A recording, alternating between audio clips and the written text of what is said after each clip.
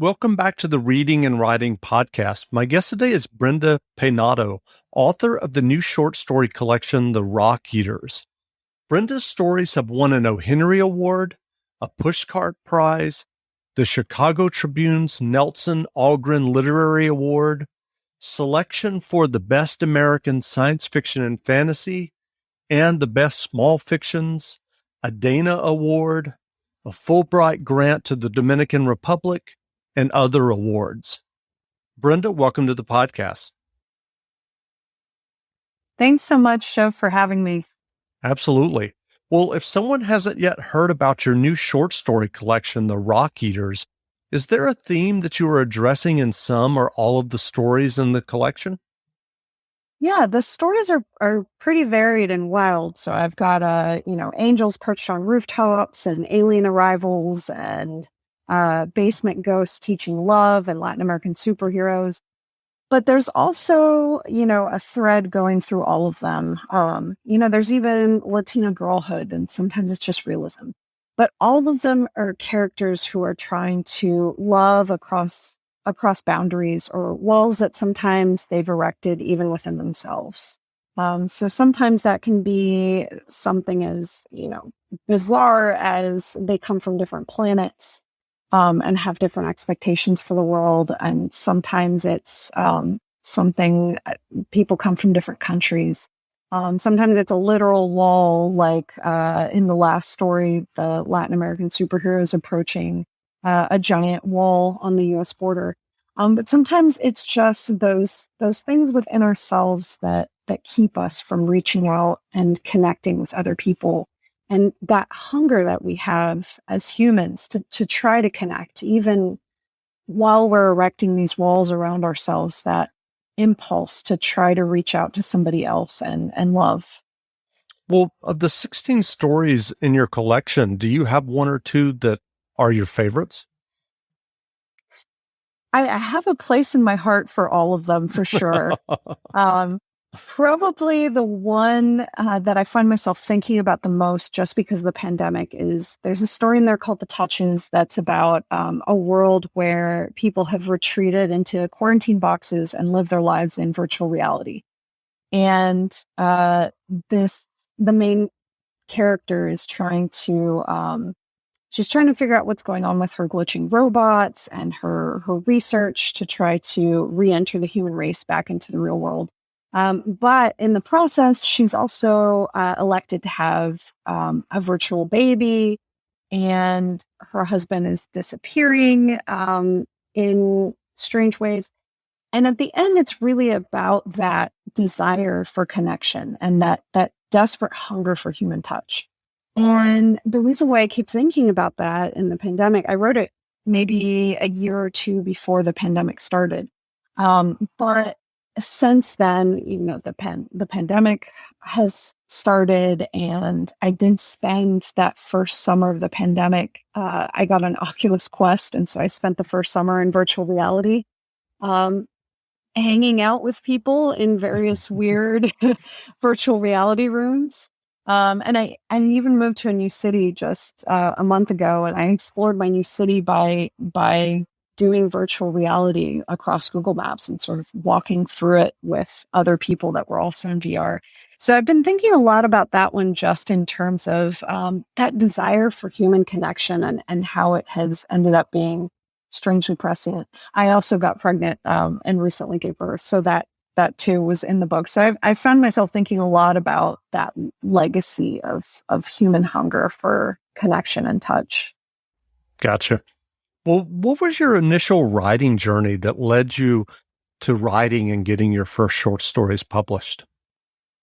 I've definitely had a longer ride and more circuitous route than I think most people, but I started off as a computer science major. And I ended up doing computational neuroscience for my thesis in undergrad, and I ended up working in computer security for a while. And what ended up happening, that I wrote throughout and I took workshops throughout. For me, computer science felt a lot like writing. It was computer science and philosophy were my two. And thinking about neuroscience in that computer sort of model way had me thinking about human psychology in ways that ended up really getting reflected when I wrote in terms of trying to delve deep into what makes a character tick and what makes our hearts break and what makes us hunger for things. And thinking about that from a computer science perspective, and also programming to me was a creative act and an act of world building in a lot of ways. That a lot of that, I think, really influenced the way that I build new worlds and delve into characters. And it actually wasn't until a few years into me working in computer security where I had a breakdown moment where I realized, if every server in the world went down, everybody else would care, but I actually don't think I would care very much. And so I had a moment where I was like, okay, I need to rethink this. And then I was like, okay, if I keep writing, I'm sort of always writing in my journal as we were traveling in hotels to different data centers. I thought, nobody else cares if I continue writing, but it turns out I really care. And so that flip about finding out what I cared about was what led me to go get my MFA in writing and write this book. Well, I'm curious, is the writing process for a new short story always the same for you? When you sit down to write a story, are you sitting down to a blank page? Or do you have a character or scene or even a plot in mind already? That's a great question. It really depends on the story. For a lot of these stories, I typically start off with an image or a sort of what if scenario.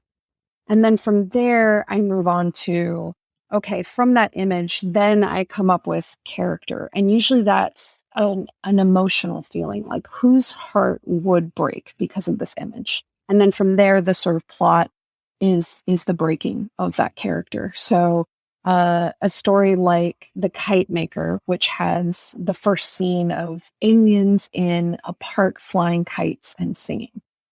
And that image came to me and I was thinking, okay, I really like this image, but there's not a story there yet. So what's emotional about these aliens flying the kite? And then I thought, okay, the kites remind them of their lost homeworld and they're sort of singing for that loss.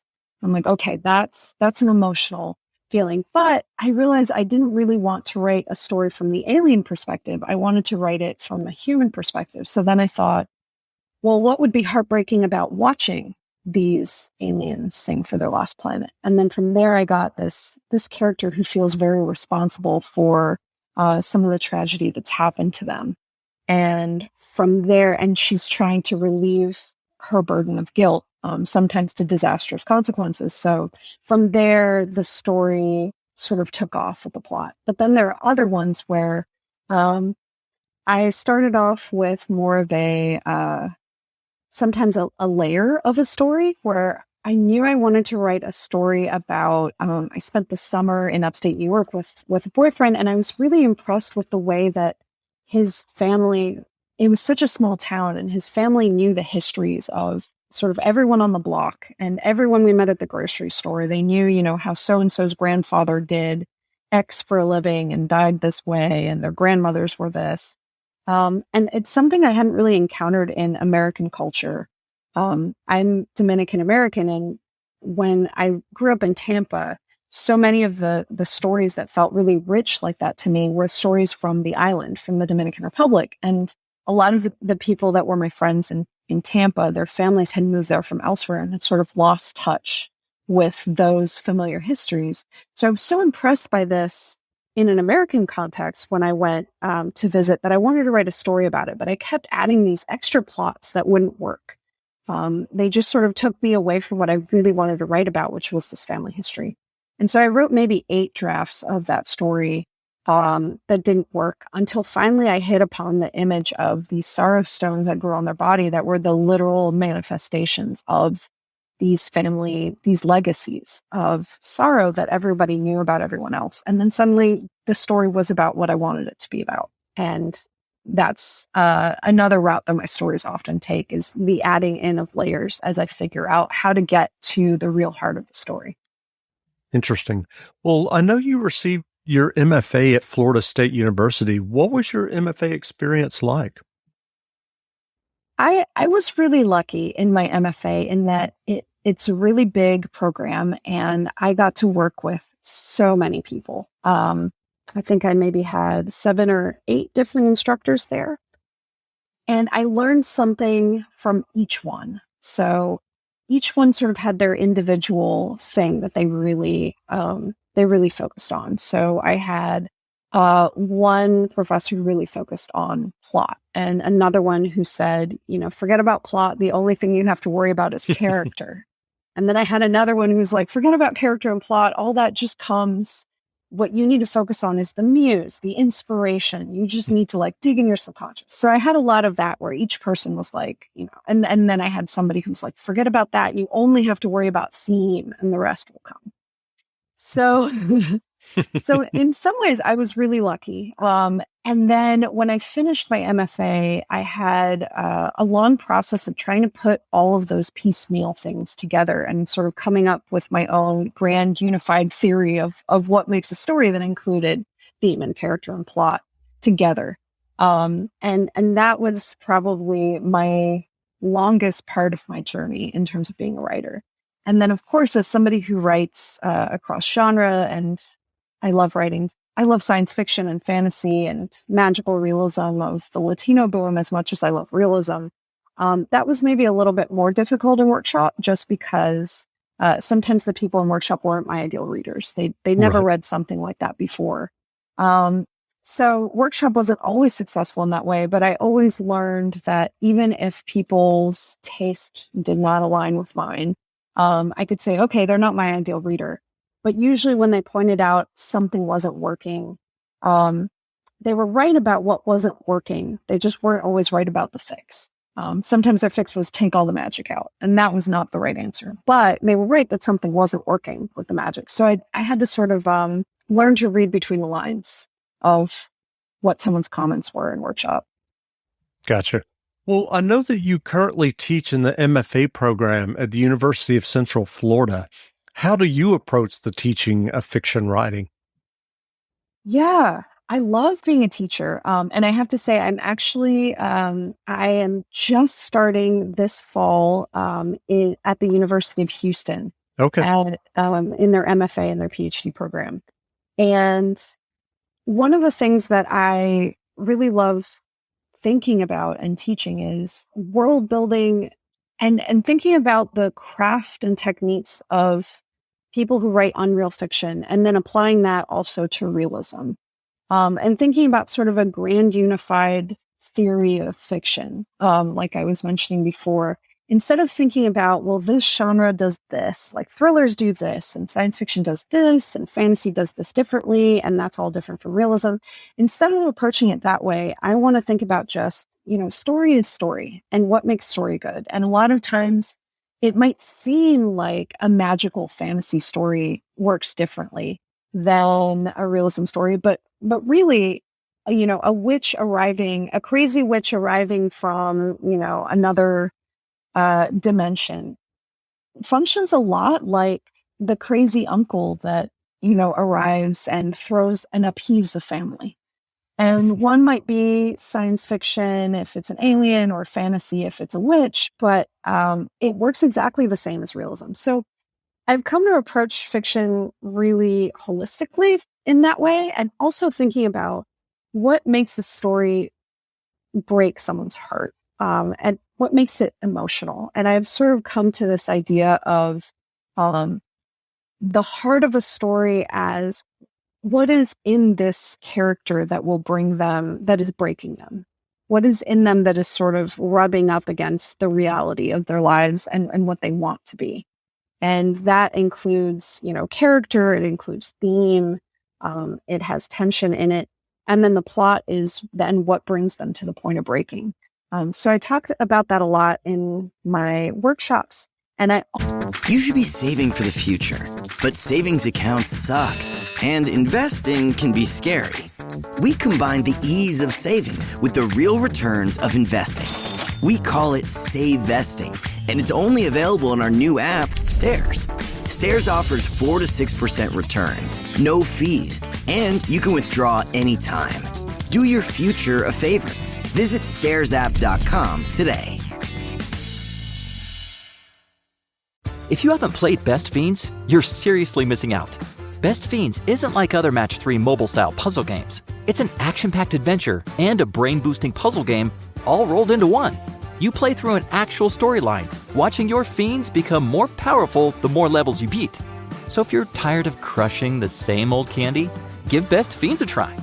Download Best Fiends free today on the App Store or Google Play. Play Best Fiends. Download free. Also, sometimes when my students hear this, they sort of gasp, but I ask them all to write from scratch revisions. So not a single word from their first draft that they workshop can appear in their revision.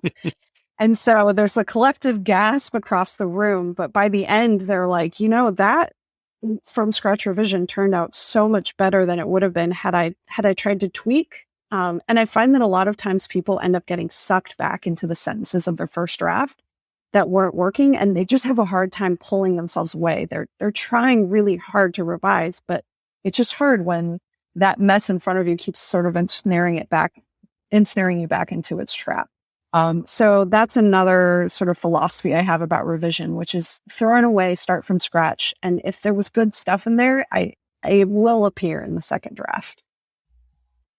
Well, what other writing advice would you offer for those who are working on their own stories or novels? I would say patience.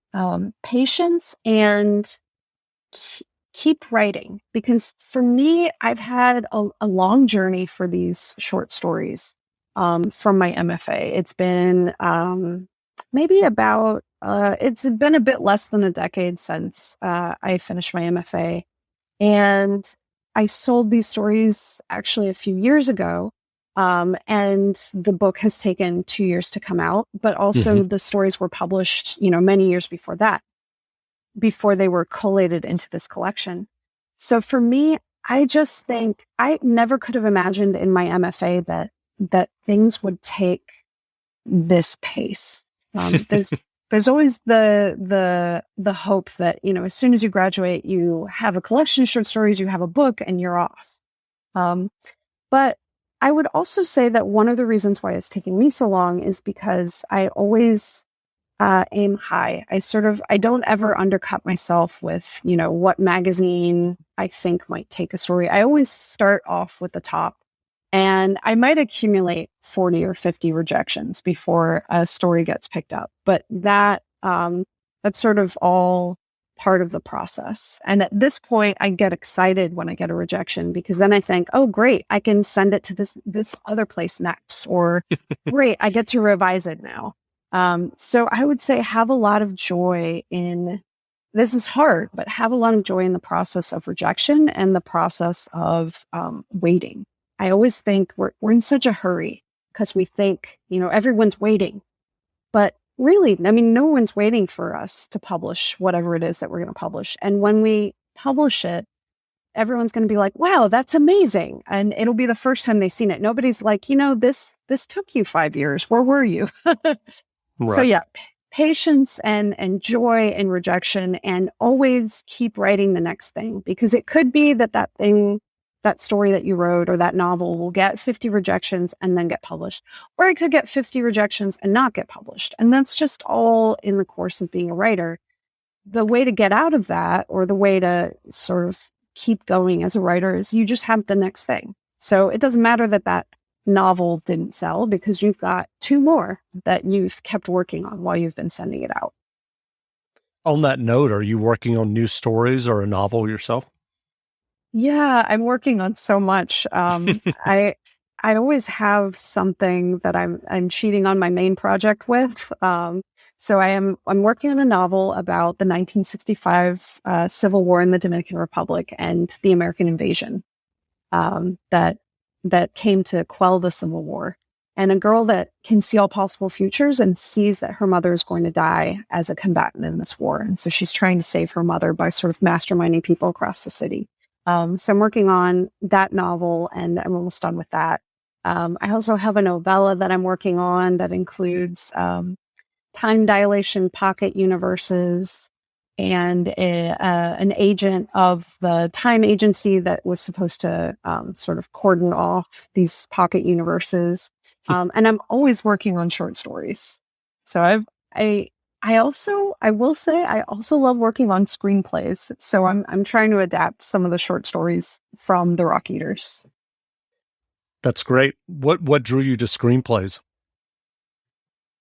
Well, as a computer scientist, I like organization, and I just love that screenplays, like you read all the screenplay books, and I won't say they're formulaic, but they do have structure. And I really love that about the screen. And there's been such great television coming out lately. True. I just watched Raised by Wolves, and it's amazing what you can do when you have 10 hours to sort of get the reader or the viewer to get to know these characters and watch them. And I think, especially in science fiction, the world building that you can do visually is just incredible. So I really love to see science fiction on the screen, even if I've read the book.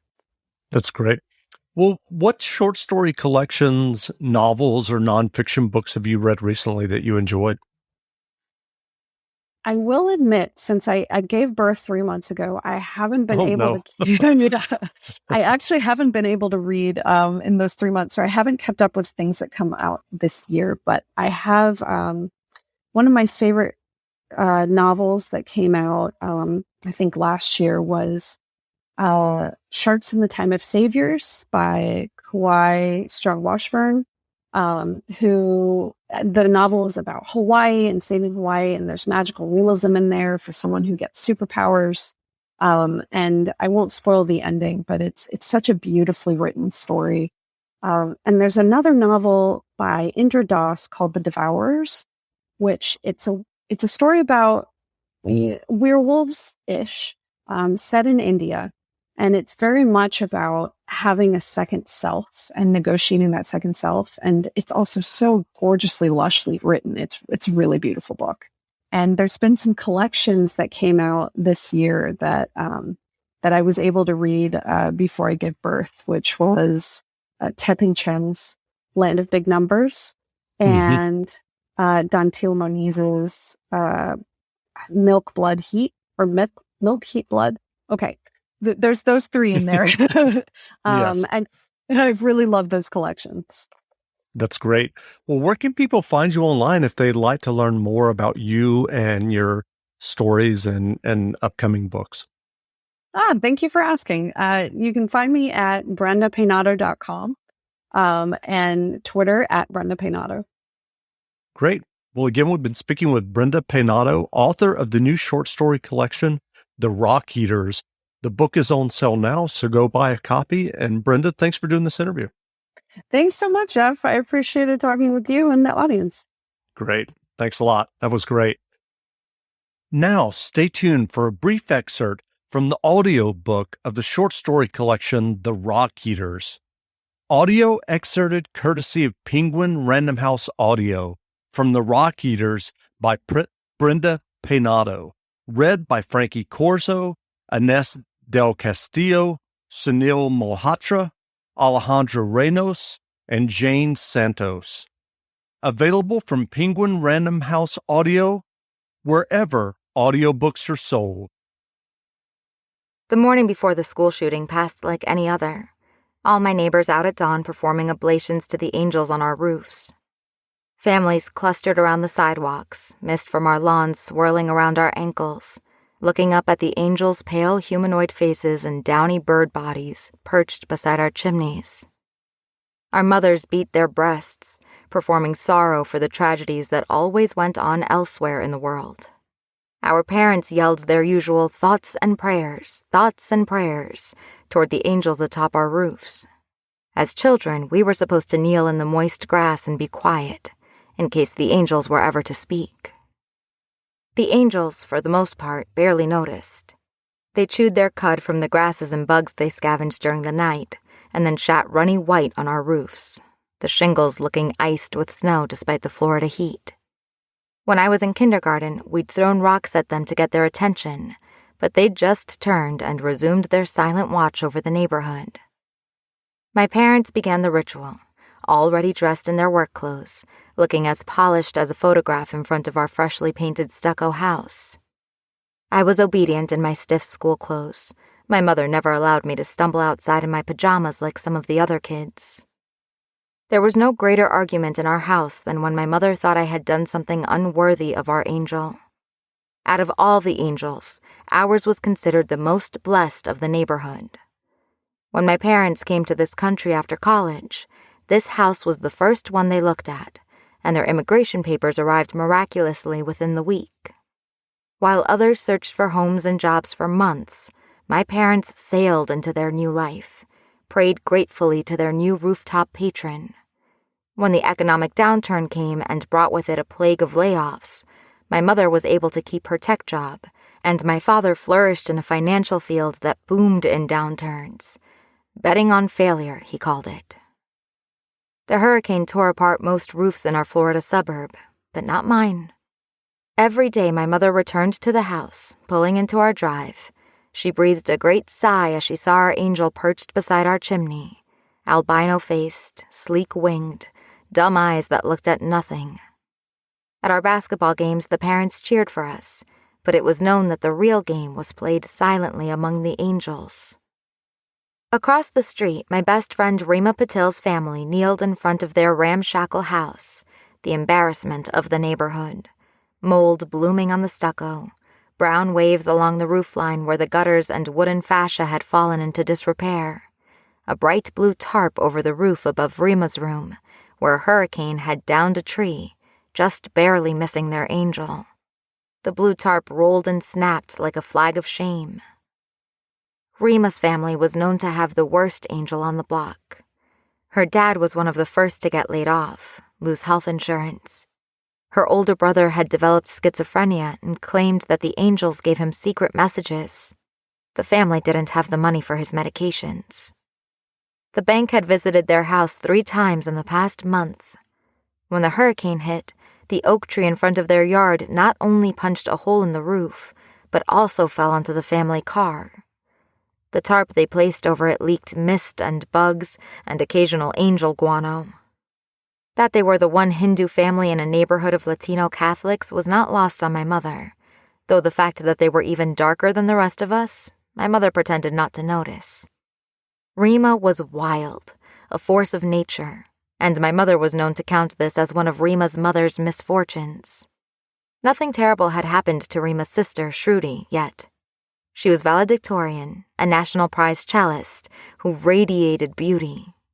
But we were all waiting. There was a sense that she would not be spared. It was Shruti Rima got her strength from, though while Rima's came out in recklessness and force, all elbows and knees, her sister had merged it with a softness that came out in glory when she played music. I idolized Shruti for her ability to walk the line between strength and obedience, her ability to get away with doing what she wanted while still looking like a saint. Unlike Rima, who fooled no one, and me feeling caged and wanting desperately to do something unforgivable. Rima winked at me and then resumed solemnity, leaning on her fists in their overgrown grass. Her long black braid flicked with the impatience of a cat's tail as she turned back, echoing how it often weaponized into a whip on the basketball court. Her sister, Shruti, inclined her head as if she were still at her cello, her own long black hair draping over one shoulder. I knew Shruti had woven Rima's braid, had raked her deft fingers through the silken mess, had crooned a Carnatic composition as she worked. For the moment, Rima's lanky brother, Rajiv, was quiet, his eyes sallow from sleeplessness, instead of having his usual energy. Their mother beat her chest with one hand and kept her other hand dug into Rajiv's elbow, in case he started with one of his outbursts. Their father, still in his pajamas, gritted his teeth and barked thoughts and prayers like it was being dragged out of him. Back in Bengaluru, they'd had other words, other rituals for the angels on their roofs. The angels above us looked on into the distance, snapping their mouths to eat mosquitoes from the air. How could I have known that this would be the last time I would see all of them together, that unlucky family? If I had known, what would I have done to protect them?